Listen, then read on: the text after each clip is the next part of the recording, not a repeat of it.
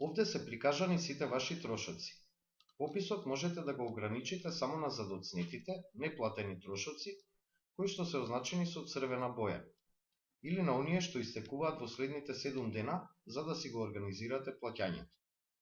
Доколку трошокот не сте го внеле со претворање на влезна фактура во трошок, кликнете на нов трошок, за да го отворите документот каде што треба да ги внесете податоците на трошок, партнерот, постоечки или нов, бројот на влезната фактура, износот на трошокот и валутата, датумот и рокот за плаќање, групата на трошоци доколку сте ја одредиле и за крај ставката на ДДО.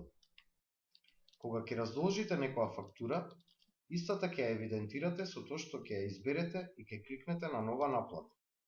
Внесете ја платената сума, дел или целосната, датумот и начинот на плаќање. Сега на дното на документот ќе ги видите поврзаните плаќања.